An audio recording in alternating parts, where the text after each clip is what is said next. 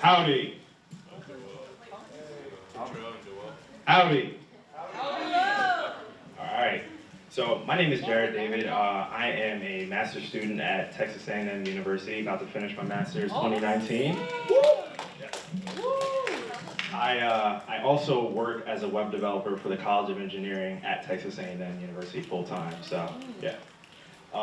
Since I got all y'all to say howdy, y'all have taken the first sip of Texas A&M University Kool-Aid. Welcome, welcome. We hope to have y'all come to our university and everything. So, just a little bit about me. I'm from Tenafly, New Jersey, small town, maybe about 25, 30 minutes outside of Manhattan. I was originally born in New York, uptown. Anybody from East Coast?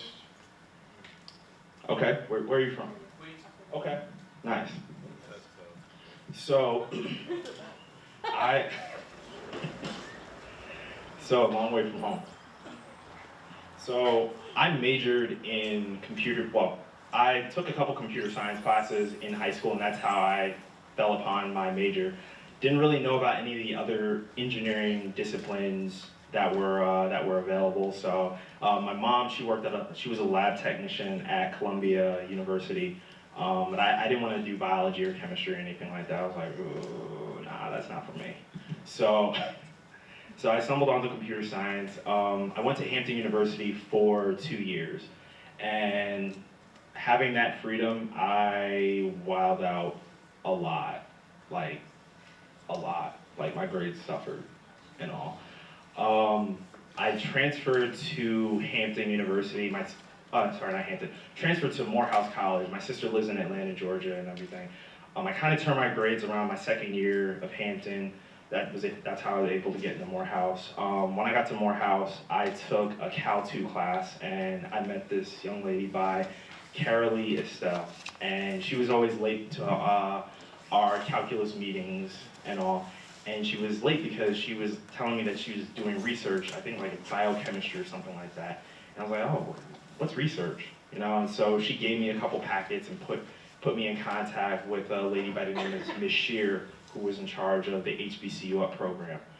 And she told me about a summer program that was just starting up at Indiana University in computer science and a bunch of different STEM disciplines. But they had an opening for computer science as well. I just needed a 3.0 GPA, so I grinded hard that year that I got to Morehouse, and I was able to get into that program. And that's how I got introduced into research. And so that program was very unique because it just started, and my PI, Dr. Kay Conley, she contacted me asking me what I was interested in. I wasn't too sure. I had a couple ideas rolling around in my head. She didn't have normally when you do research, the professor has a specific project that you're a part of, or that they're working on, or that their grad students are working on. And you jump on that project, you run a couple of experiments, you do a little bit of work, you get a little bit of data, you present at a research conference, and that's that. But for me, since her students were about to graduate, they were doing their dissertations and thesis writing. They didn't need to run any experiments. So she asked me, hey, well, what did you have in mind? I was like, well, I have this idea for storing all of your music in your car, so you don't have to worry about CDs. So this was, 2007? Like something like that didn't exist at the time. She's like, okay, so expand upon that.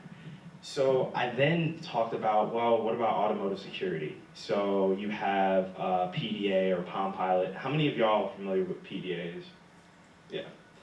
So those were the precursors to the iPhones, the Galaxies, everything that everybody has right now. So I was like, all right, well, what if the car generates a set of random numbers, sends it to your PDA, and you use that to start your car, added automotive security. She's like, okay. So that was what I worked on for the summer, and it was a great experience. I set the tone. I set the tone for the project and everything.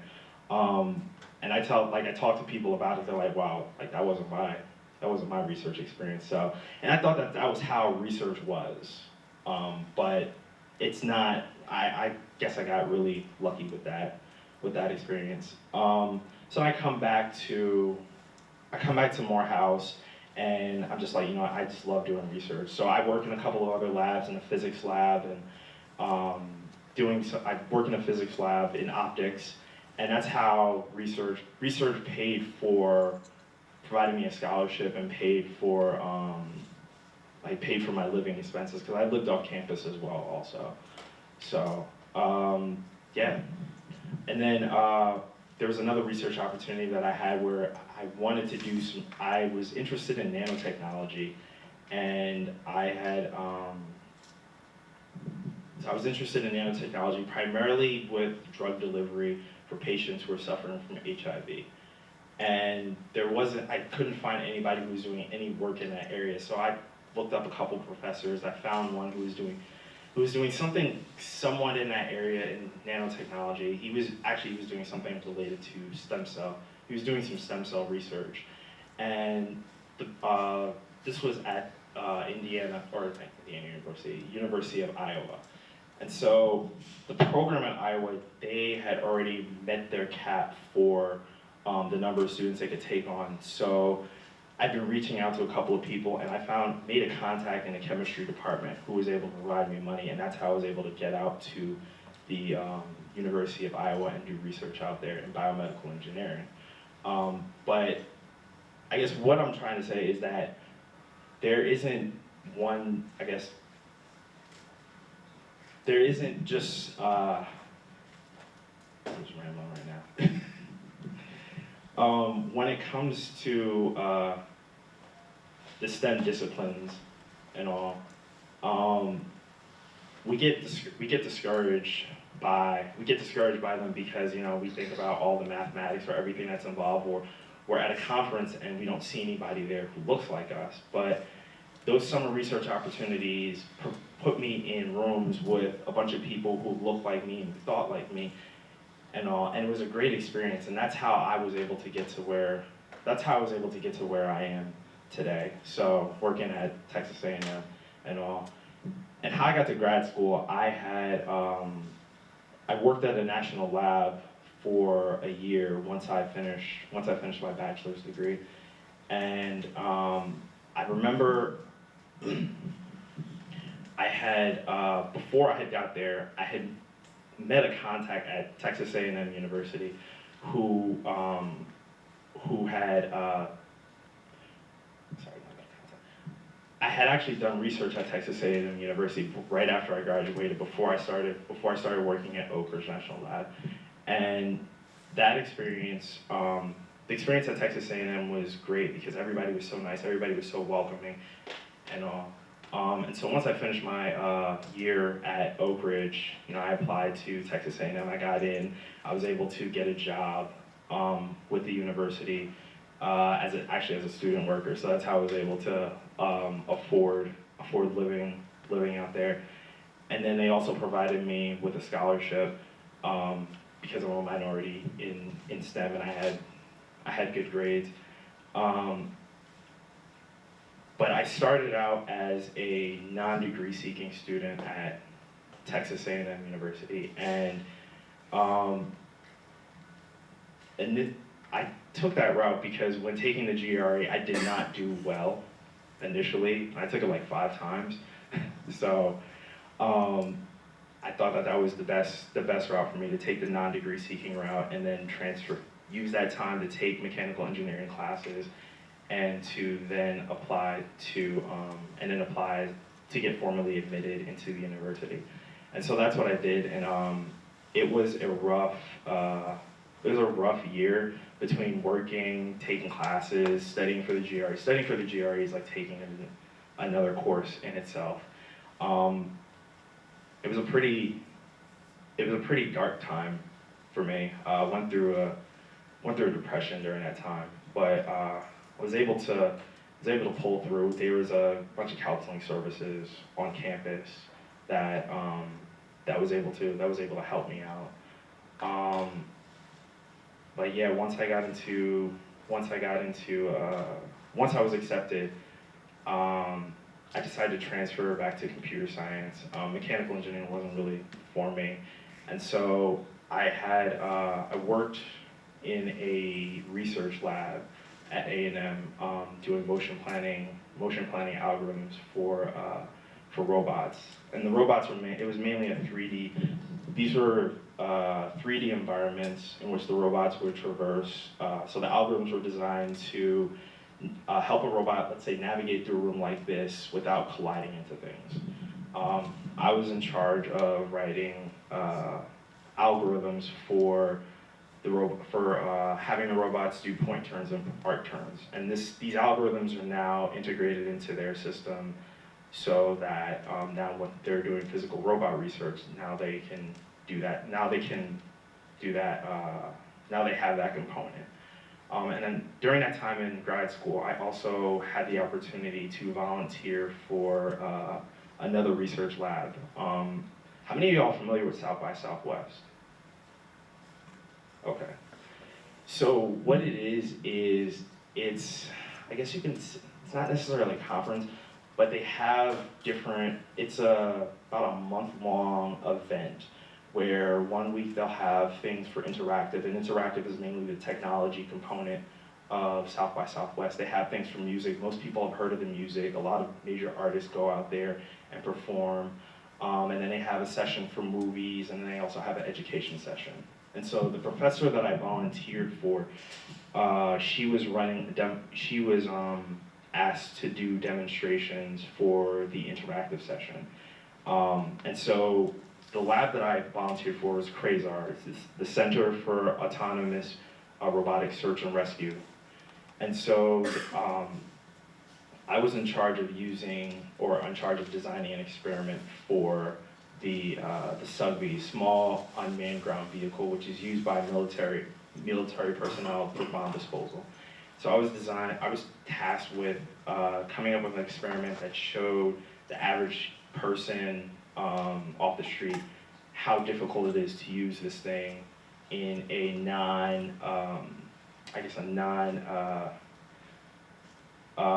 non-stressful situation. And then to induce stress, we set up timed experiments and all. So it was a great opportunity. Like I had a lot of opportunities like that within grad school that I just took advantage of and all. But that's pretty much about it. Did anybody have any questions about grad school, undergrad, research, or anything like that? Like what's everybody's major in here? Oh, not my major, but I have a question. Is there a part of science where you can like identify inequalities within algorithms? Like I saw something about that, like identifying maybe racism within like algorithms and figuring that out. I think it was data science that does that. Yeah. Does that? Or how do you go about that? I'm not too familiar with that, but I haven't come across a couple papers where there's that bias, mainly for facial recognition, for picking up people who have darker skin complexions, but I'm not too familiar with that research per se. I was gonna ask that little dark depression, like how did you get through that, and like what kept you like going and motivational? Okay, so I'm a very self-reliant person, and so I did not want to reach out and talk to anybody about it, which is not a good strategy at all. What got me through it was talking to my friends, talking to the family, also going to counseling and getting over that stigma, especially in the Black community, like, oh, Black people don't go to therapy or anything like that, getting out of my own head with that. And honestly, my mom was the one who actually encouraged me to go to the counselors and all. And I got it in my mind when I went that I wasn't going to, lie about what was really going on, how I was really feeling, because honestly, it's a waste of my time and it's a waste of their time. I just hated where I was. I hated mentally where I was, and I wanted to get out of it. because when I was at Oak Ridge, like I had a community. I was hadn't gone through wasn't dealing with depression then, and so it was just like, this is weird, you know. I don't want to continue to be in this mindset anymore. So, Hey, yeah, no problem. Do you have any suggestions on how I can get one young man whose name I may not mention to try to get some therapy? Like, I know he needs it. He says he don't want to talk about it, but I don't know how to get him to go.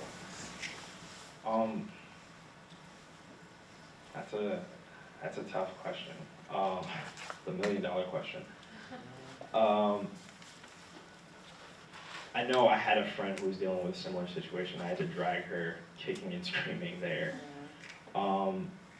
It honestly just depends. I mean, sometimes you get to, well, for me, I got to the point where I was just so frustrated being there, being in that mindset, because it was affecting my grades. I didn't want to socialize or anything like that. I just wanted to sit by myself and just read or watch movies or whatever, and just drink. Like and drinking is the worst thing when you're in that mindset. It does not help. It just makes it worse. And then you wake up with a hangover. And you're depressed and you have a hangover, so. Anybody else? I'm coming. Hi, I have a question.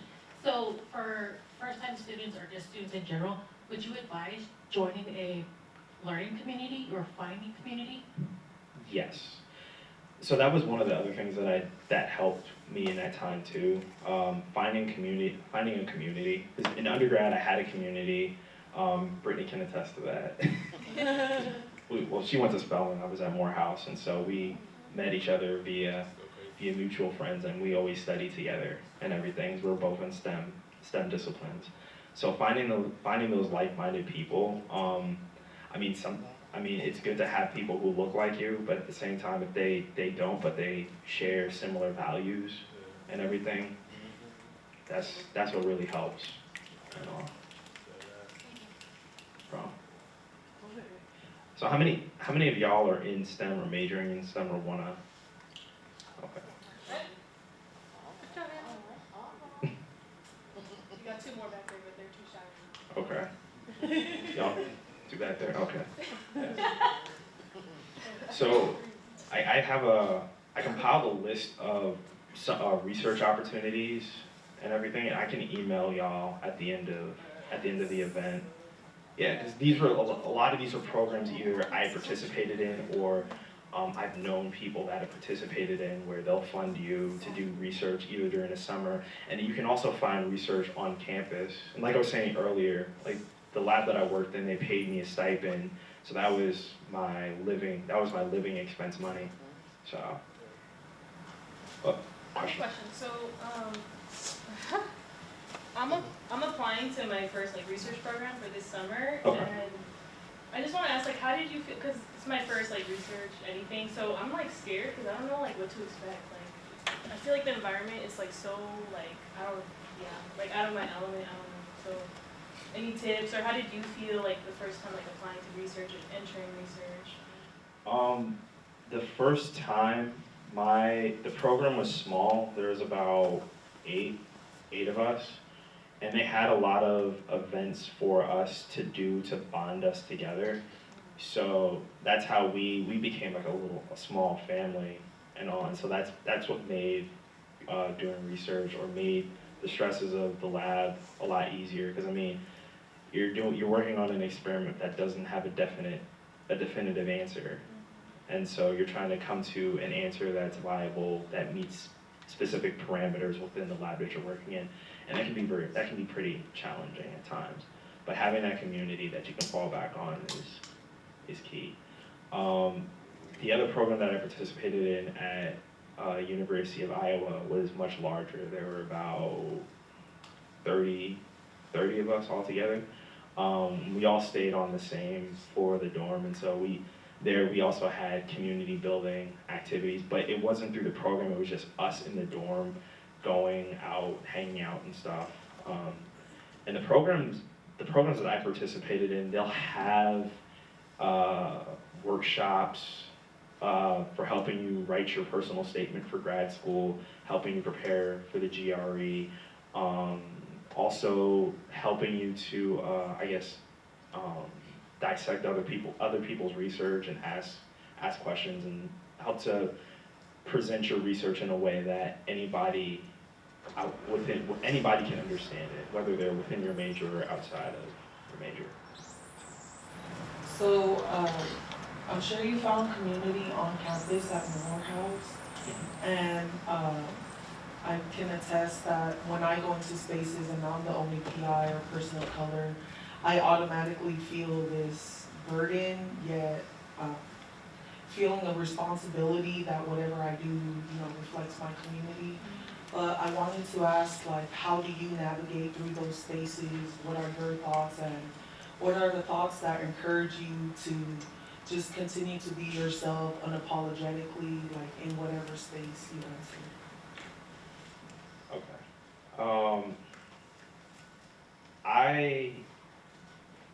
I've used humor to get through a lot of my, if not all of my experiences with racism or just prejudiced people or just ignorant people in general. One example that comes to mind, it's actually not within the lab setting, it was actually at a friend's wedding. I was one of the groomsmen.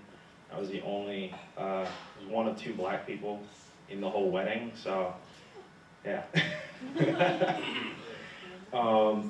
And one guy, I don't even remember his name, he comes up to me and asks me how I know the bride and groom, and he starts saying some stuff about black people or whatever. And I was just like, you know what? I don't know the bride and groom. I work for this service called 1-800-DIAL-A-BRO.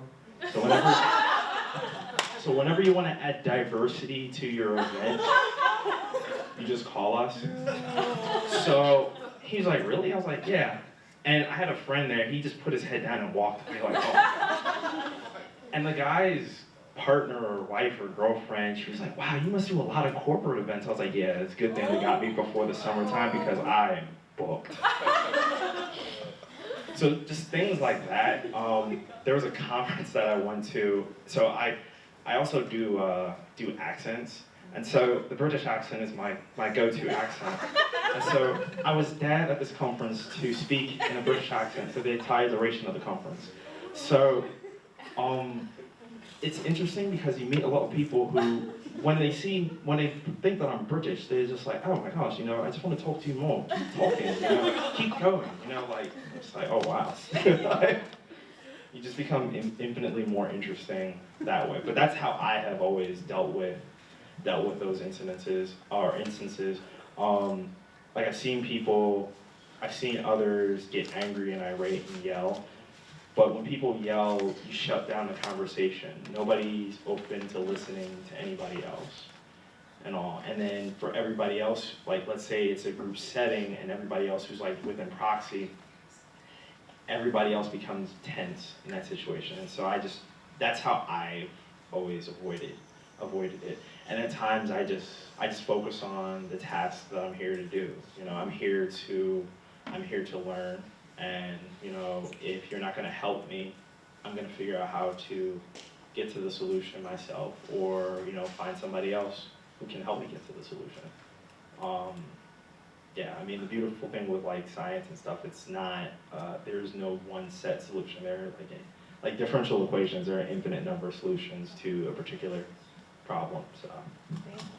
yeah, no problem. Yeah, I'm sure you've heard of about the movie Hidden Figures. Yes. Were you able to watch that movie? I sadly was not able to watch the movie. Right, I was kind of thinking, because if you did, I was kind of thinking maybe would if you had watched the movie, would it be able to help motivate you in your journey and becoming a black man in STEM? Um,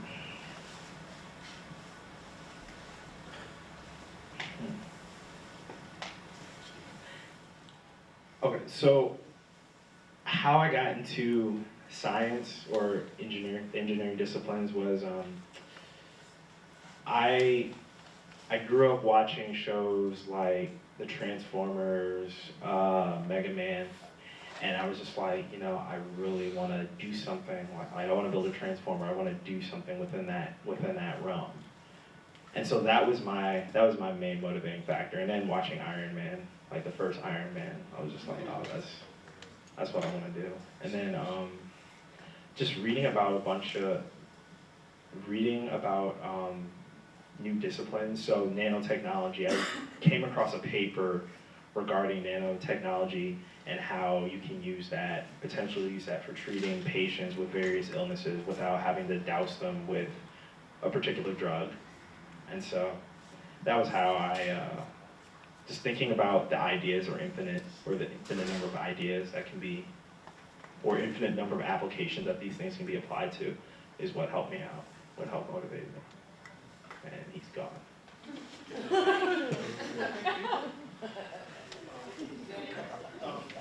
Class. Say,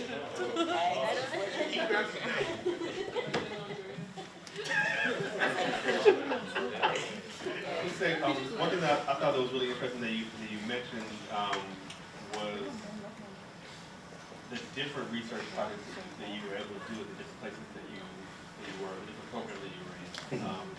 And I was just curious if you could say a little bit about just the idea of kind of like being open to new projects or new paths that you know that your choice in pursuing STEM is taking you to, because and we talked a little bit about this, like having the idea that, you know, I have to do this one thing, the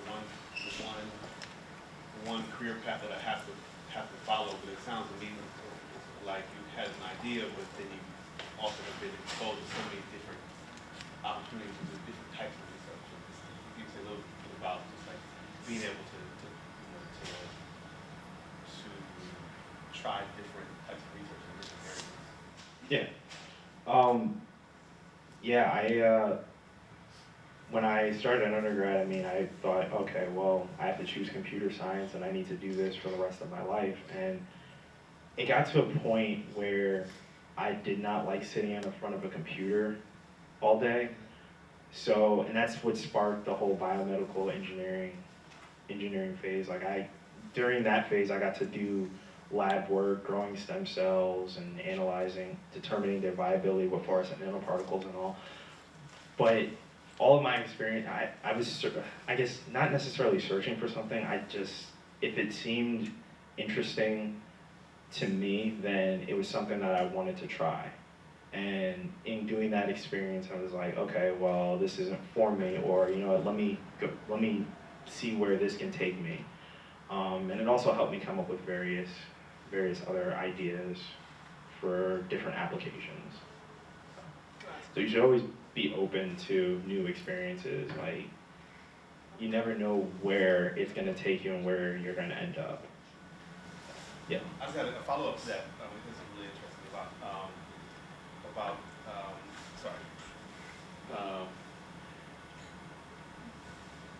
just your something you're interested in, kind of just taking you to different places and you just kind of just trying those different things. But was it ever a time where you felt like there was, well, I guess it's a two-part, like, what do you feel like you always had support to try those different things in the things that you're interested in exploring, or do you feel like there was ever a time where you kind of like, you know, hit a wall and there was people saying, you know, you can't do this or you should do this? I'm just curious, you know, if you had the you talk about your support network, right? But do you feel like you always had the support network, or were there times where you didn't always have that? There were times where I did not reach out to my support network, which was a detriment on my part. But when it came to there were some people that I met who they would see, or I would talk about the different experiences that I had and what I've done. It's like, oh, you're just all over the place. you know? And there were those moments, you know, it's kind of discouraging. It's like, oh man, I can't settle on one thing. I got to do like everything, you know? It's tough during those times, but you know, I focused on what I was doing in that moment and what I was working on, as opposed to listening to what they're saying, because I mean, they didn't have my experiences. They don't have my background and everything. So who are they to tell me? Who am I to listen to their opinion and take that as like fact, you know? What was the other part to your? I think I would, kind of answer both, but it was more about just I'm just thinking about, you know, our students and you know, when they find something that they're interested in pursuing, there isn't always there isn't always a community telling you that you can do that, right? Mm-hmm. That you have the skills or the experience to do it, especially in STEM, right? And you know, I guess maybe it's not a question, but just more so, you know, to speak on your experience of being in those spaces as a black man working in STEM, and you know, whether or not you've run into those barriers where, you know, folks are saying, you know, you should or you shouldn't be here, or you can or you can't do the things that you say you want to do. One of the refreshing experiences refreshing experience that I've had is attending conferences and presenting my research at those conferences, whether they're international or they're primarily black and brown students there. Those have been very great experiences for me and very helpful, because I get to not only learn about other people's research, but also talk to people who are doing similar research to me. And that's an added motivator for me. Also, when I'm working in the research labs that I have worked in, having those people there who they know exactly what I'm doing, they know the project, and so I can talk to them about work, just shop talk and all. That has been helpful. People outside, I mean, it really does suck when they're just like, oh well, I didn't know there were black people in computer science, or I didn't know black people would be web developers, and all. But I've gotten to the mindset where this is the reality that I'm in right now, and so I just need to push past it and all, because I know that I've done good work, and if they don't see it, then I mean I personally don't care. Like, This ties into his question. Was there a person or a moment that you realized, like, this is why I'm doing all that I'm doing? And can you recall a memory, like, you forget your vision, but then you remembered it through a teacher or a person or experience? so I carry around notebooks like this all the time. I got two. I have one for work and one for just my ideas and everything. But I always whenever I forget, I refer to it, why I'm doing what I'm doing, what is my end goal and everything. And that's what keeps me motivated. It was something that one of my therapists had told me to do, and that's what helped me get through the depression. Just remembering, you know, the person that I was before and how I've come so far. Because when I started high school, well, not high school, when I started high school, when I was my senior year of high school, my counselor was telling me that it's better if I go to a trade school as opposed to going to a four-year institution. Which, I mean, you know, as a 17-year-old, it's like, oh, this adult is telling me to do that. But I had family members who were like, no, you're smart enough to go to a four-year institution. Like, don't forget what they're saying. Like, don't do that. And so that's what, and it was my oldest sister who has really helped me out. My oldest sister and my mom really helped me out in pushing me to get to this point. I mean, my dad, he's been there and been very supportive as well. I remember I talked to him about one of the research projects I was working on. He just got quiet. He's like, you said a lot of words that I don't know the meaning to, but hey, I support you if it makes you happy. So. You said smart enough to go into STEM, so like for someone that's not so smart, that's had like bad grades all throughout high school, is there a way to get into STEM when you're not so smart and kind of build it up, or is it something you have to be smart all the time? It's about reframing the particular problem in a different way. The way that I was always taught, it didn't, for some things it worked well for me, for others it didn't work well. So for mathematics, for example, that is not my strong suit. But mathematics when applied to mechanical engineering. So like let's take differential equations for example. Like when I took that class, I did awful in it. But then when I took it combined with dynamic systems and vibration, I could see how, getting a negative value, it will disrupt the system and make the system unstable. And so it's about applying, reframing the problem in a different way that you're able to learn it. And being comfortable enough to say, you know what, hey, even though I don't learn in this way, I learn in another way. I have to reframe the problem this way and look at it from a different perspective. Because you can look at anything from 1,000,001 different perspectives and all. There's no one set way to look at it, look at a problem. Does that make any? Yeah. Does So that I'm make wondering, like, does it ease into it, or are you just thrown in, like, when you take a calculus class or a fancy class that you have to have knowledge before that to go into it, or? So there are some classes that do have prerequisites. One thing that I did when I was when I transferred from mechanical engineering to computer science for my master's, I had been out of the game when it came to algorithms. And so the professor that I was doing work in, she recommended I audit the advanced algorithms class. It was an undergrad class, but the fundamentals apply to the grad level. And so I did that, I followed along with the work, I did all the work with the students like I was actually taking the class, and I also took the Stanford algorithms class as well.